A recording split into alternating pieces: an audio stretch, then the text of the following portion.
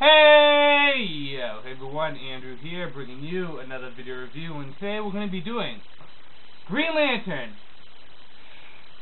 Secret Origin.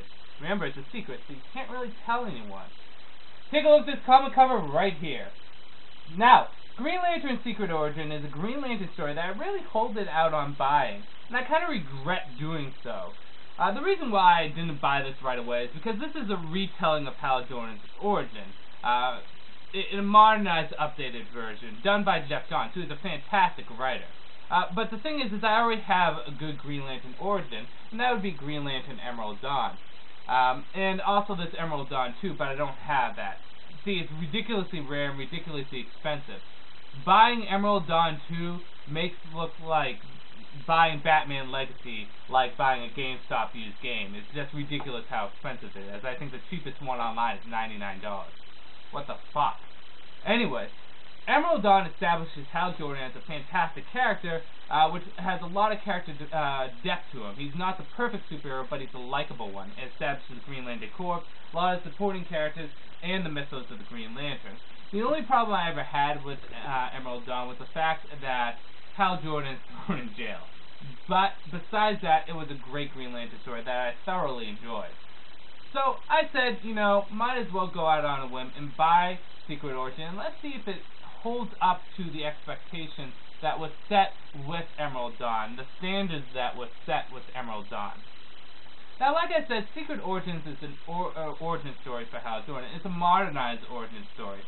And what the great thing is that this doesn't step on the toes too much of the previous origin story, Emerald Dawn, or Emerald Dawn 2. Very few things get changed, and actually this could very much fall into continuity with both of them without actually interfering with them too much.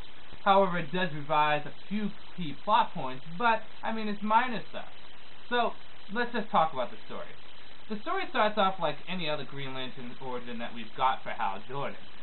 It shows him as a young boy seeing his father's plane crash, which right away starts up the family conflict that Hal Jordan has between his brothers and his mother because his choosing to follow in his father's footsteps.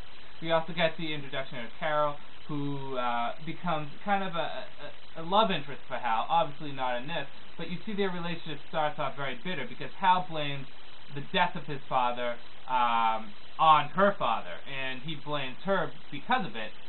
And eventually he finds out that he shouldn't blame either of them, but you kind of see the evolution of their relationship. And like all Green Lantern origin stories with Hal, with a spaceship crash, Abby Sora is dying, and Hal Jordan gets the ring. But we get a little backstory on exactly why Abby Sora is flying this ship. Why is he flying this ship where he has the Green Lantern ring? Why? We find out that he actually has a prisoner.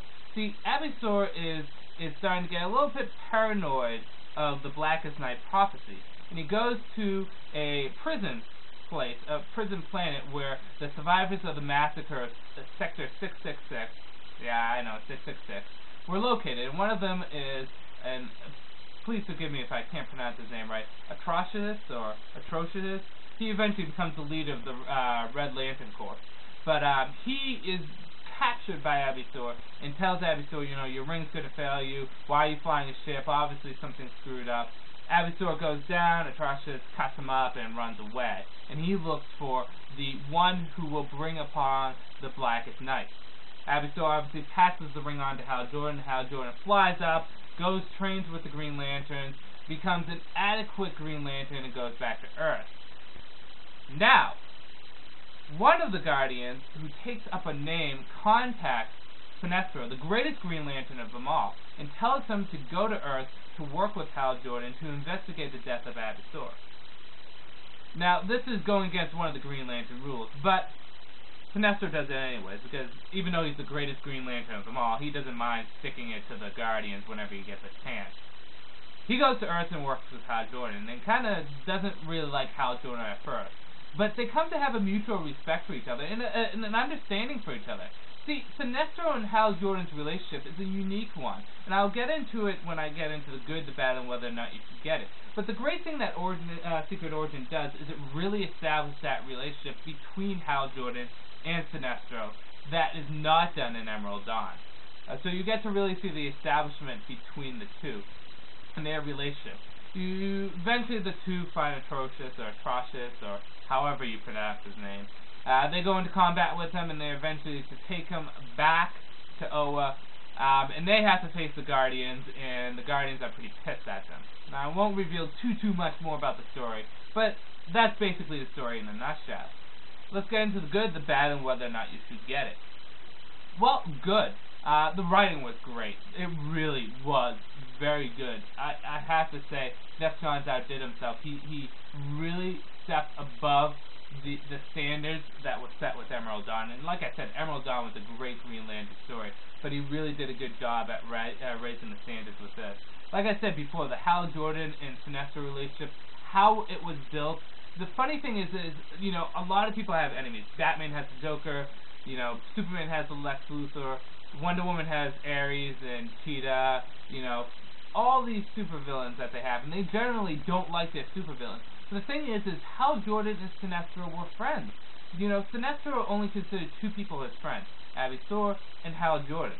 And no one understood Hal Jordan like Sinestro did, and no one understood Sinestro like Hal did. They really, truly are friends. And then Sinestro obviously goes evil. And the thing is despite the fact that they're enemies, they still have such a mutual respect for each other. And you see this in the later Green Lantern stories, like the Sinestro Corps War and so on and so forth.